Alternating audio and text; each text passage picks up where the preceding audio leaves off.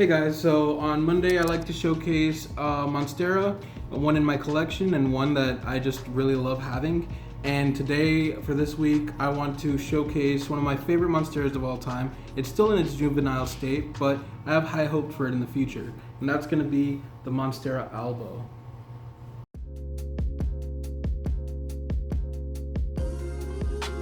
So the Monstera Albo is a variegated form of the Monstera deliciosa, and this can happen naturally. Unlike the Thai constellation, this isn't something that happens in a lab. I mean, you can get tissue cultures of an Albo, but this is typically a natural mutation that happens through the plant.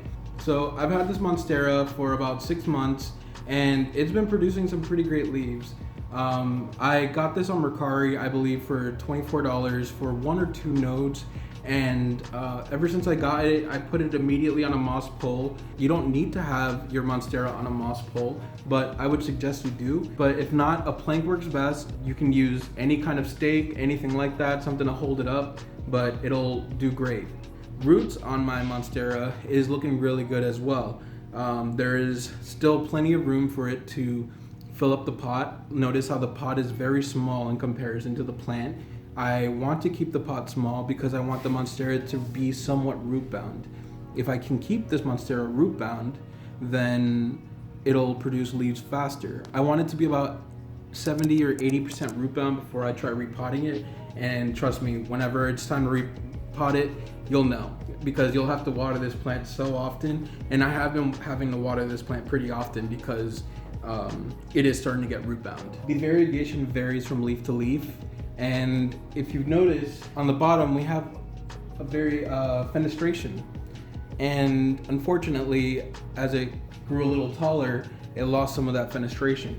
And you might be wondering, why did that happen? Well, there's some clear indicators as to like why mine did that, and I think the biggest culprit is partially my fault, and that's because I wasn't giving the plant enough light. A way to alleviate this issue is I downloaded an app called Lux, and I used Lux to kind of see how much foot candles it was getting. And with Lux, I was able to see if it needed more light, and it desperately needed a lot more light. It was by a window, but it wasn't getting enough light.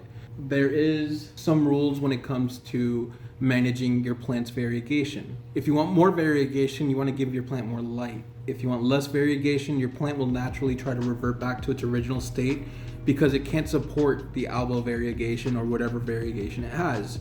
So the more light equals more variegation. Less light would probably cause it to revert back, or at least lower the variegation it has. So when I'm looking at my plant, I want to check for the internodal spacing. So here is a better way to look at the internodal spacing. And when I'm talking about internodal spacing, I'm talking about this area.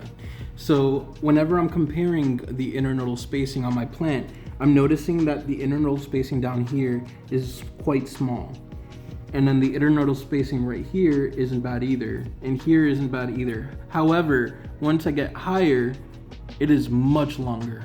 So the issue that my plant was having was it was not able to get enough light.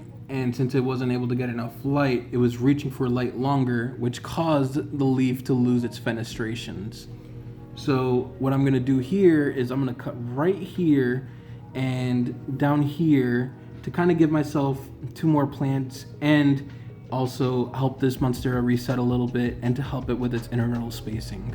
So for cutting back your Monstera, you don't need anything fancy.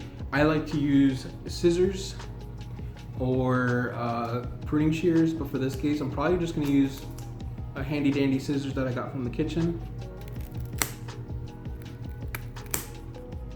So the petiole is the area right here as it connects to the leaf.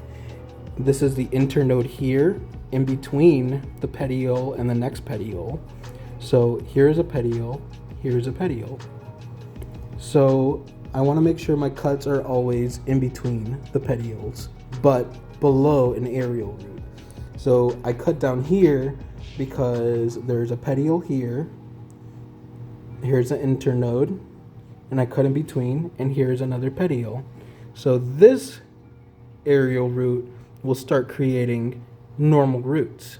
This aerial root is essentially our new root system for our new plant. So we've cut my Monstera Albo. I've cut it at two different points. One on its own node, one above here, so that way that top one can grow by itself, and the bottom one, which is the mother plant essentially.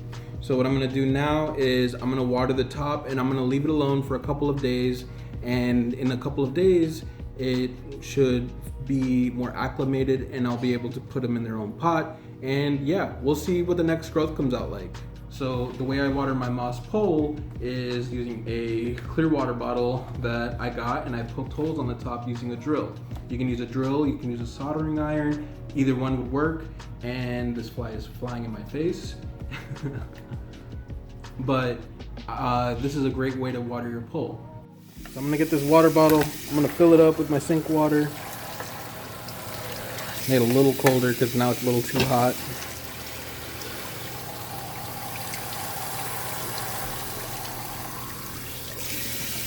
Now I'm going to twist it on.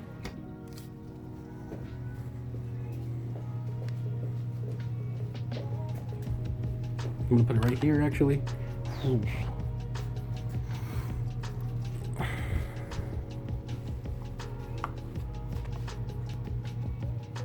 See the top here? This is gonna go right up here. Whoop. And I'm gonna let it water the moss pole for the Monstera Albo. This should give it enough moisture for the roots to kind of take, and whenever the week is up or however much time, the roots that are inside the moss pole from the previous cuttings should kind of take root and be ready for their own adventure.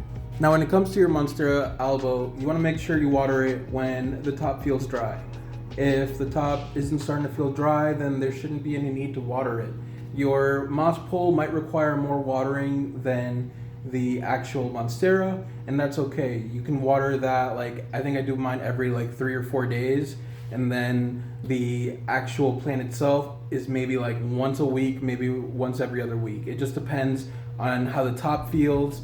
When it comes to tying your Monstera, you need to make sure that you are tying it in between the petioles, not in the internode, but also we're trying to avoid getting it on these leaves or on the petioles.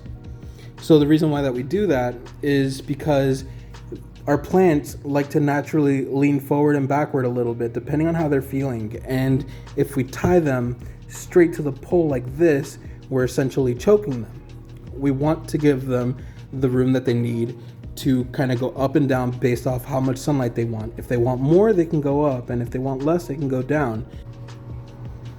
All right, our Monstera is done watering, so I'm gonna go ahead and put it back.